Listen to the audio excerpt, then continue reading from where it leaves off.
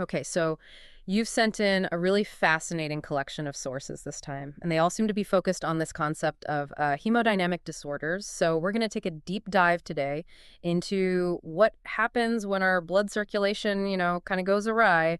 What are the key players in these disruptions? And ultimately, what does it all mean for how our bodies function? What are the implications of these things? And we want to make sure that you come away from this with a really clear understanding of this complex area. Yeah, Without feeling like you've just, decoded a medical textbook or something. absolutely. At its heart, a hemodynamic disorder really means that there's some sort of disturbance in the flow of blood in your body. Okay. And this can either be a widespread problem, something that's affecting your entire body, or it can be very localized to just one specific tissue or organ. Got it. For example, it could reflect a problem with the heart's pumping action, or it could be a problem with the general tone of our smallest arteries. So kind of a micro versus a macro sort of level. Yeah. Yeah, exactly. And what's so interesting about this area is how these seemingly different issues can sometimes be interconnected. Okay, yeah, that makes sense. So from the sources that you've provided, it seems like we really need to wrap our heads around a few key areas where this blood flow and fluid balance can be disrupted. Okay. And we're talking about situations where there's too much blood in an area, not enough blood getting to where it needs to go, blockages forming within those blood vessels, tissue damage that occurs as a result of not getting enough blood, actual bleeding, when blood escapes the vessels. And finally, the accumulation of excess fluid in those tissues. So Right. lots to cover here. Yeah, there is. But it's fascinating stuff. And once you understand the basics, you start to see the connections, and it all makes a lot more sense. Well, I'm hoping you can help us make those connections today. I'll certainly try my best. Okay, so specifically we'll be looking at concepts like congestion, which is also known as hyperemia, ischemia, thrombosis, embolism, infarction, hemorrhage, and edema. Sounds like a cascade of problems, right? It does. It sounds like a whole lot can go wrong. But let's start by laying a foundation with some initial definitions. Okay, sounds good. So what exactly is congestion or this hyperemia? Well, congestion or hyperemia quite simply means that there is an increased volume of blood within a particular organ or tissue Okay. compared to its normal state. All right, so just too much blood hanging out where it shouldn't be. Yeah, essentially. And then on the flip side, we have ischemia.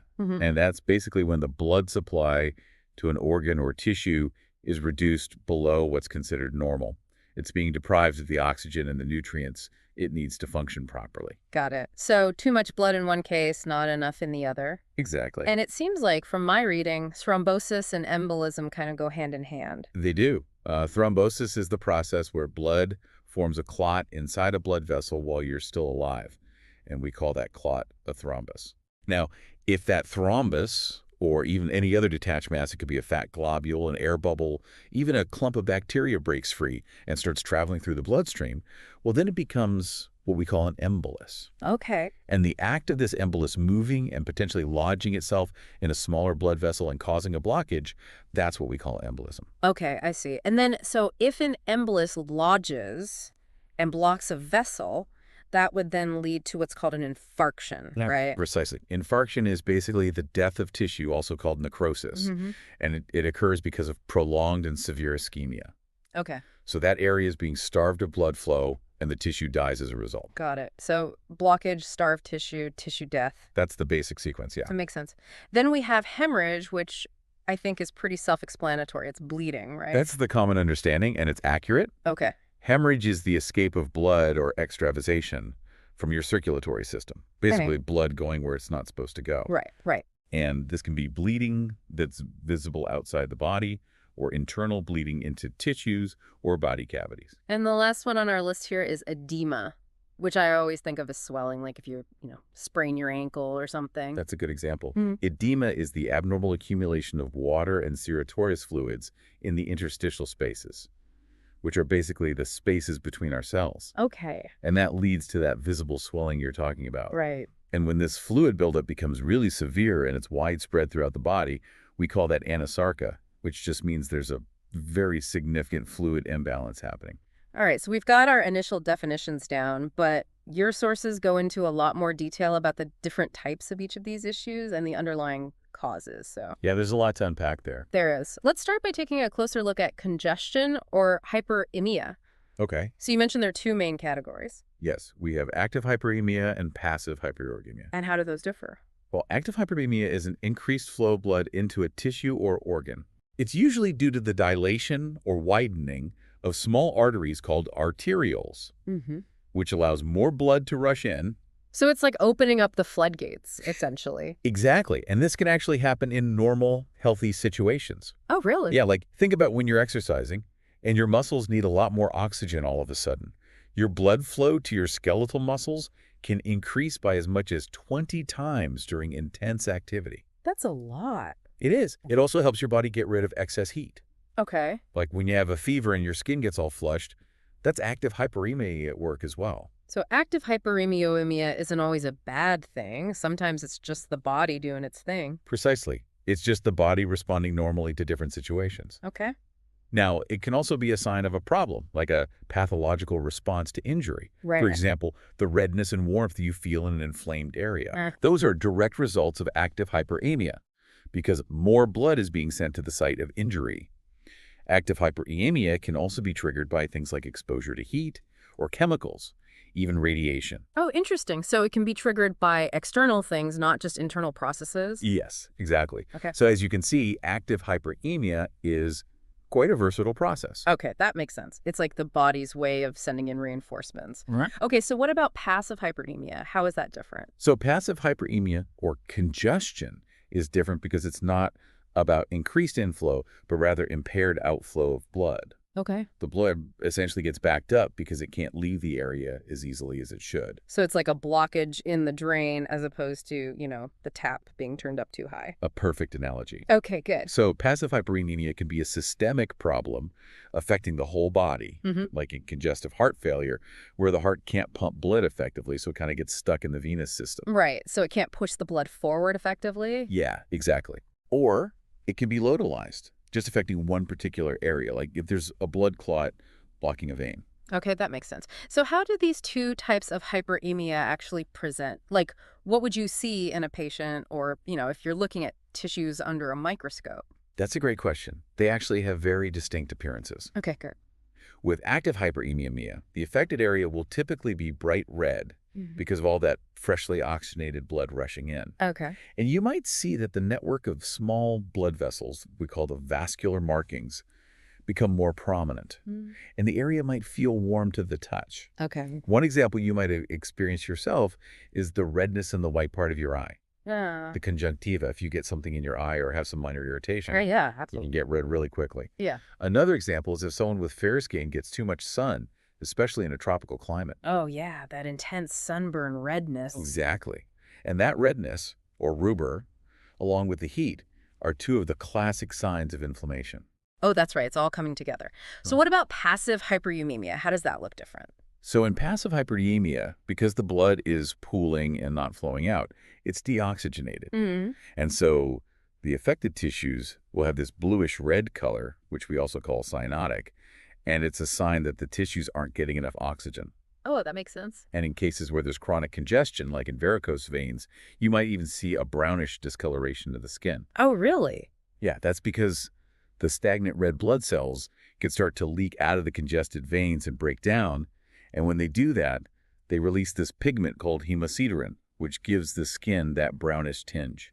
So bright red for active and a cooler, almost bluish, sometimes brownish color for passive. You got it. Okay. What about under a microscope? What kind of differences would you see then? So microscopically, in active hyperemia, you would see that the arterioles and capillaries in the area are dilated, meaning they're wider than normal. Okay. The endothelial cells that line the vessels might be a bit swollen, and there would be a higher than normal number of red blood cells in the vessels. Okay. And in passive hyperemia? The main thing you'd see is dilated veins, and the blood flow within them would be noticeably slower.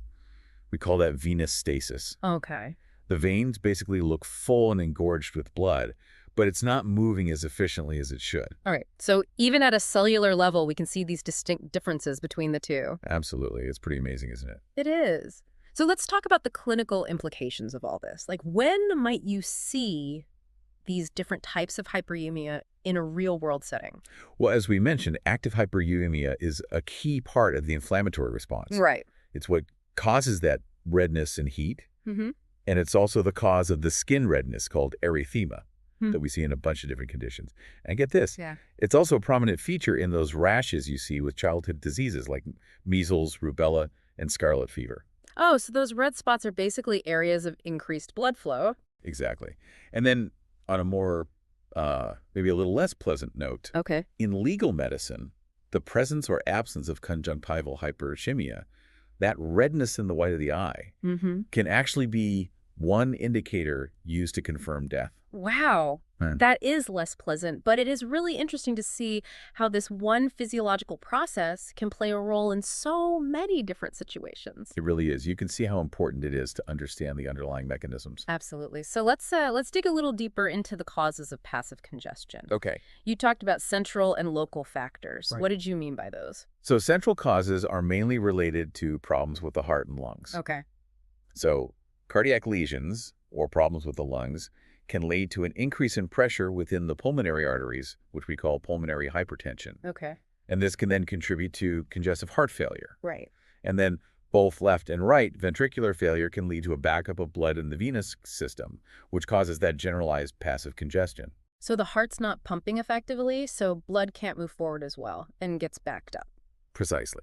Now, with local causes, there's usually something directly obstructing the venous outflow from a specific area. Okay. So that could be something pressing on a vein from the outside, like a growing tumor. Oh, wow. Or the veins themselves could be structurally abnormal, like in varicose veins, where those valves that are supposed to prevent backflow of blood aren't working properly. Right. I see. Muscle paralysis can also play a role, because the contraction of muscles actually helps to push venous blood back towards the heart. Oh, interesting. So it's not just the heart doing all the work. Nope, our muscles play a role too. Wow, the body is so complex. It really is. And then there's portal hypertension, which is increased pressure in the portal vein system, which drains blood from the digestive organs. Mm-hmm. This can be caused by things like cirrhosis of the liver Okay. or schistosomiasis, which is a parasitic infection, Mm-hmm. and it can lead to those esophageal varices and hemorrhoids. So those are basically congested veins. Exactly, just in those specific locations. Okay, that makes sense.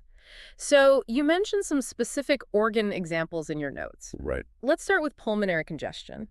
What happens when the lungs get congested? So pulmonary congestion is often a result of left heart failure. Okay. And when that left ventricle isn't pumping blood forward effectively, Mm-hmm. the blood starts backing up into the pulmonary veins and into the capillaries in the lungs. Right. This increases the pressure in those vessels, and it can lead to microhemorrhages, which are tiny little bleeds in the lung tissue. Oh, wow. It can also lead to pulmonary edema, where fluid leaks out of those blood vessels into the interstitial spaces and even into the air sacs of the lungs, which we call the alveoli. And what does that do, having fluid in the air sacs? Well, it makes it really hard for the lungs to do their job, which is exchanging gases, bringing in oxygen, and getting rid of carbon dioxide. Okay, so that's definitely a bad situation. It is. It can make it really hard to breathe. Yeah, that makes sense. What about congestion affecting the heart itself? Cardiac congestion is a hallmark of congestive heart failure. Okay. It's essentially widespread passive congestion, as we talked about. Left heart failure increases pressure in the pulmonary circulation, Right. while right heart failure increases pressure in the systemic venous circulation, Mm-hmm. and that causes congestion in various organs all throughout the body. So it's kind of a systemic issue in that case. Right. Okay. And then there's hepatic congestion, which affects the liver. Yes. You know, I think I've heard this term nutmeg liver before. I think you have two. Is that related to this at all? Yes, it is. So in right heart failure, blood can back up into the vena cava system, Okay. and that directly affects how the liver drains, because the liver drains into the vena cava. This causes passive hyperemia in the central lobular veins of the liver. Which are? They're the small veins that run through the center of these functional units in the liver called lobules, Okay. and they all eventually drain into the inferior vena cava. So when those get congested, the liver gets enlarged, and it can feel heavy and painful, and the patient might feel a sense of fullness in the upper right abdomen. Oh, wow. And on examination, the liver has this mottled appearance with alternating red and pale areas, and that's why it's called nutmeg liver. Okay, so that's where that term comes from. I always wondered. So what are the long-term consequences of this chronic passive congestion in different parts of the body? It sounds like it can't be good to have all this blood just sitting there. It's not good. Over time, it could cause some pretty serious problems, Ah. for instance, in the legs with varicose veins. Mm. That chronic venous congestion can lead to persistent edema and even skin ulcers Oh, wow. because the tissues aren't getting enough oxygen and nutrients. I see. Then you have esophageal varices, Mm. which are abnormally dilated veins in the esophagus, and they develop because of portal hypertension. Right. But the problem is they're really fragile and prone to rupture. Okay. And if they do rupture, that can cause a massive hemorrhage, which can be fatal. Oh, that's scary. It is. And then similarly, in the rectum, chronic venous congestion can lead to the development of hemorrhoids. So it seems like what starts as a simple backup in the circulatory system can really spiral into a lot of other more serious problems. Exactly. All right. Well, let's move on to edema now. Okay. We defined it earlier as the accumulation of fluid in those spaces between our cells. Right, the interstitial spaces. Yes. You mentioned that the type of fluid that accumulates can actually tell us something about its origin. Can you expand on that a little? Yeah.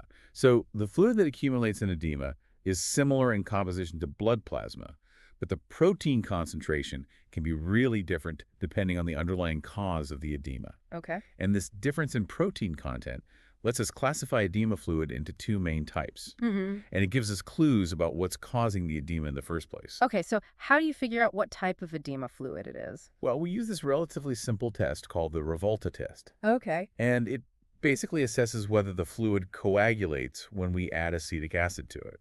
Okay, and what does that tell you?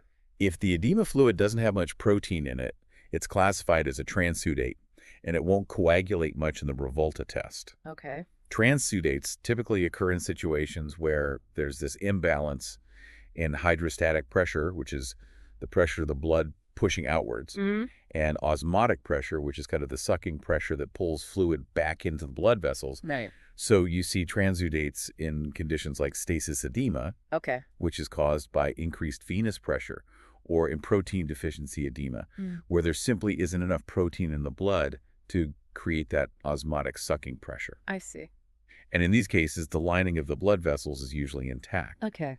So large proteins like fibrinogen can't really leak out. So low protein, minimal coagulation, that's a transudate. Exactly. And what about the other type? So the other type is called an exudate, and this one has a lot of protein. Okay. So it will coagulate in the Revolta test. And why is that?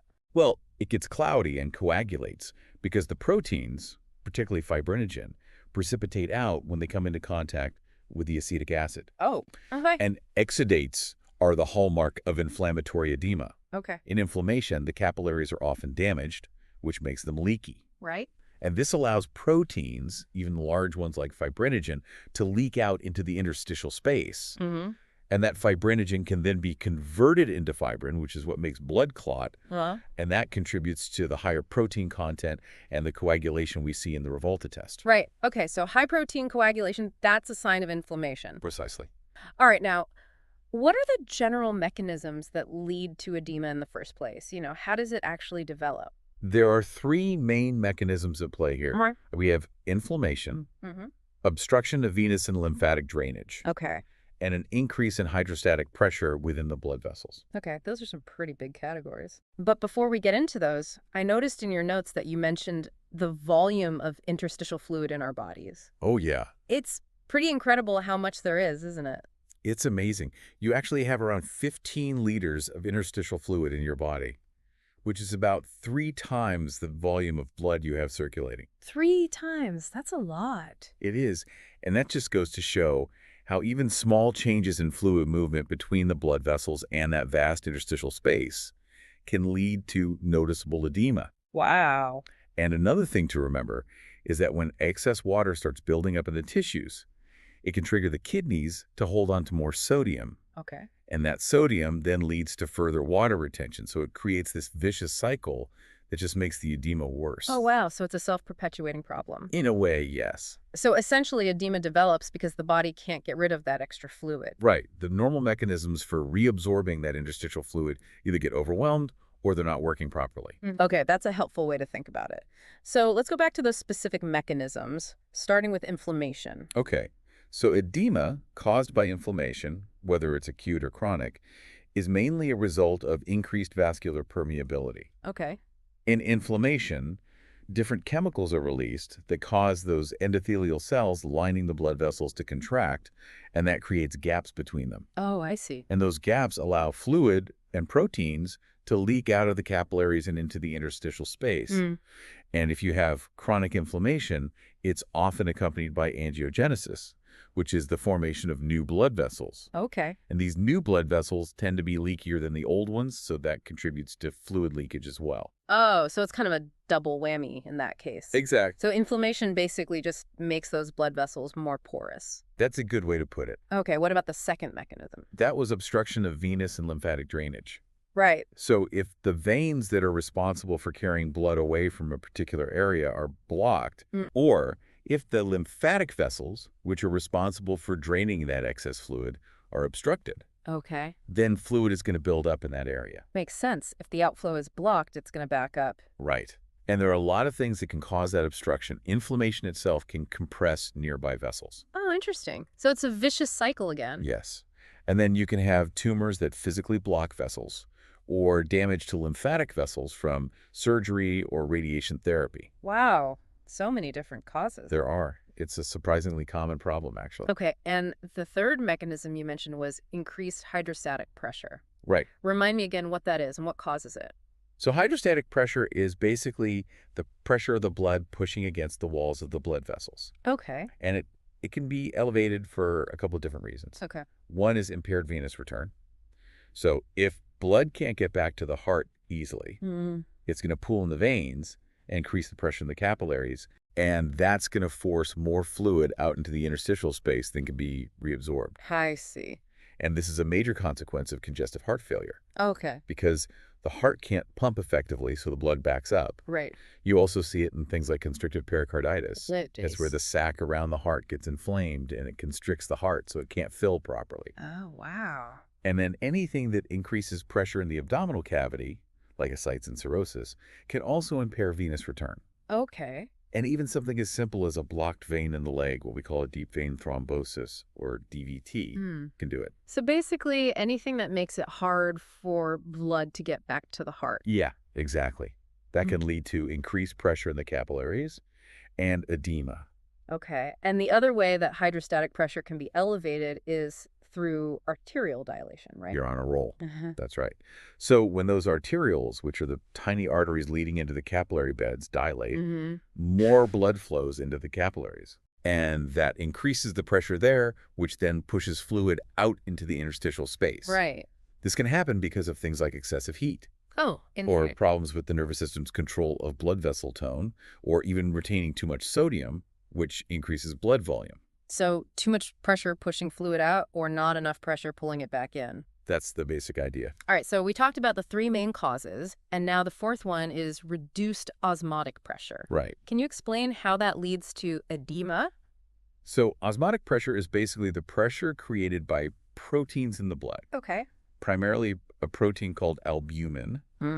And this pressure acts to pull fluid back into the capillaries. Okay. But if there isn't enough protein in the blood, this pulling force is weaker, so more fluid stays in the interstitial space. I see. And this condition, which we call hypoproteinemia, can be caused by a number of things. Okay, like what?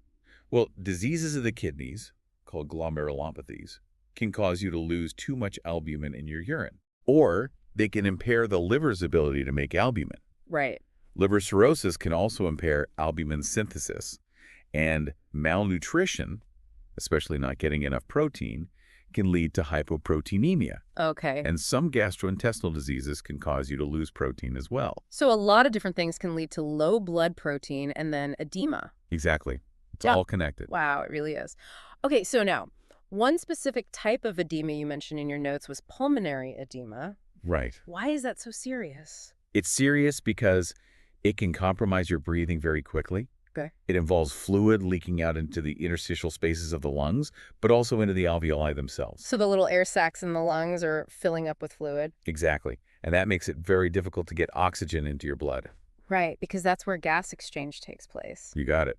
And pulmonary edema can develop very quickly, and it can be fatal within minutes to hours if it's not treated promptly. Oh, wow. The most common causes are severe congestive heart failure, acute kidney failure, and lung infections. And clinically, a patient with pulmonary edema might present with frothy sputum that has blood in it, Okay. a rapid heart rate, high blood pressure, and really labored breathing, like they're drowning. It sounds terrifying.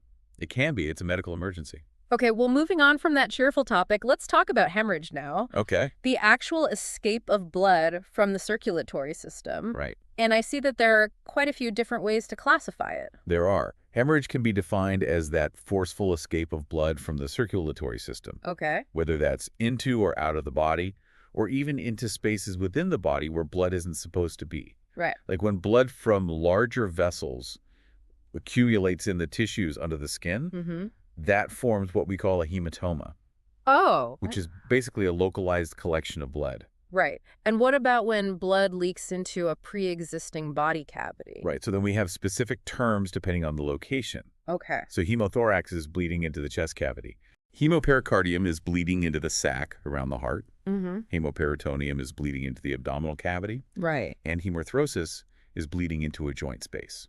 Okay, so lots of different hemo terms depending on the location. Exactly. And then the type of blood vessel that's injured also matters, right? It does because it affects how the bleeding looks. Okay, how so? Well, if an artery is damaged, the blood will be bright red and it will spurt out in a pulsating jet because arteries carry oxygenated blood under high pressure. Oh, okay. With venous bleeding, because the blood is deoxygenated and under lower pressure, it's darker red and it flows out more slowly and steadily. Okay. And then bleeding from capillaries is just a slow oozing of blood in small amounts because capillaries are so tiny. Okay, so bright red and spurting for arteries, dark red and steady for veins, and just oozing for capillaries. You got it. Okay, good to know.